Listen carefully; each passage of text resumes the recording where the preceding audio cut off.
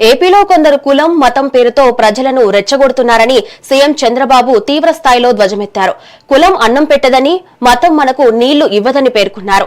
హోంమంత్రి మేకప్ గురించి మాట్లాడుతున్నారని ఫైర్ అయ్యారు. చివరికి కలియుగ దైవం వెంకటేశ్వర స్వామిని కూడా అప్రతిష్ట పాలు చేస్తున్నారని మండిపడ్డారు. రాష్ట్రంలో సంఘ విద్రోహులు, రౌడీలను తయారు చేస్తున్నారని విమర్శించారు. సాయికృష్ణ తరహా సంఘటనలను తాను ఎంతమాత్రం ప్రోత్సహించనని తెలిపారు. నాకు కూడా కొన్ని సవాళ్లున్నాయి. ఒక పక్క గంజాయి బ్యాచ్, ఒక పక్క బ్లేడ్ బ్యాచ్, ఇంకో పక్క దానికి నాయకత్వం గొడ్డలి పార్టీ. రాబందుల మారిగా వెయిట్ చేస్తా ఉంటారు. మీకు అందరికీ తెలుసు, ఏది జరగకపోయినా దానికి చాలా తెలివైన నేరాలు చేసే దిట్టలు వీళ్ళు. అలాంటివన్నీ చేస్తారు. అలాంటివి అధిగమించి నేను అనుకున్న లక్ష్యానికి పనిచేస్తున్నా. మొన్న విజయవాడలో ఒక జరగరాని సంఘటన. నేను ఎప్పుడు కూడా ఇలాంటి సమర్థించను. జరిగితే దాని కుల రంగు పుంజి పవన్ కళ్యాణ్ గారిని ఇష్టానుసారంగా స్క్రోలింగ్ చేసే పరిస్థితి వస్తారు. అంటే మీ అరాచకానికి అంతు లేదా నేను అడుగుతున్నా. సాక్షాత్తు హోంమంత్రి అనిత, ఒక ఎస్సీ, ఒక దళిత మహిళ, లా అండ్ ఆర్డర్ మెయింటైన్ చేసే ఒక ఆడబిడ్డ. గర్వపడాలి. మన ఇంట్లో ఆడబిడ్డలు ఉంటారు. ఆ అమ్మాయిని గురించి, మేకప్ గురించి మాట్లాడతారా మీరు? ఏమనుకుంటున్నారు? ఎంత గర్వం మీకు?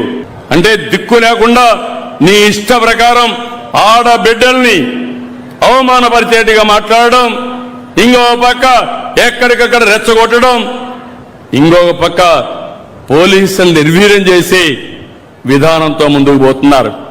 ఈ రోజు అమరావతికి వెళ్లారు. ఎవరు వెళ్ళమన్నారు మిమ్మల్ని? అక్కడికి కుట్ర చేయడానికి వెళ్లారు. ఇప్పటికే అక్కడ రైతాంగం బాగా ఎఫెక్ట్ అయ్యారు, కోపంలో ఉన్నారు.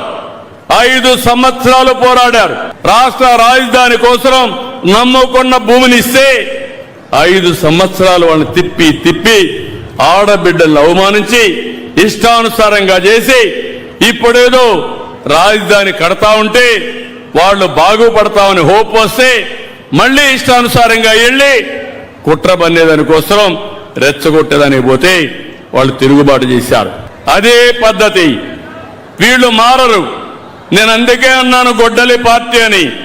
ఈ గొడ్డలి పార్టీ ఎప్పుడైనా రాష్ట్రానికి చేటే. వీళ్ళు మామూలుగా రాజకీయానికి అర్హత లేని వ్యక్తులు. యంగ్స్టర్స్ గుర్తుపెట్టుకోండి, జంజీ అంటున్నారు. నేనే అందరికంటే పెద్ద జంజీని ఎప్పుడూ రెవల్యూషన్ గా ఆలోచిస్తాను. 40 ఏళ్ల తర్వాత ఏం జరుగుతుందో ఈ రోజు అది ఆలోచిస్తా ఉంటాను. 30 ఏళ్లకు మునుపు హైదరాబాద్ లో ఐటీని తీసుకొచ్చాను.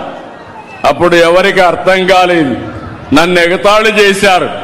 ఈ రోజు ఆ ఐటీ అందరికీ జీవనోపాధి కాకుండా ఆదాయాన్ని పెంచే మార్గాన్ని చూపించింది. ఇప్పుడు వచ్చింది, ఇంకో పక్క క్వాంటమ్ వచ్చింది, ఇంకో పక్క డేటా సెంటర్లు వస్తున్నాయి. నేను అందుకే విజ్ఞప్తి చేస్తున్నా మా యొక్క జంజీ పిల్లలందరికీ, మీకు పెద్ద జంజీ నేనే. నాకంటే ఇన్నోవేషన్ తెచ్చే వాళ్ళు ఎవరు ఉండరు.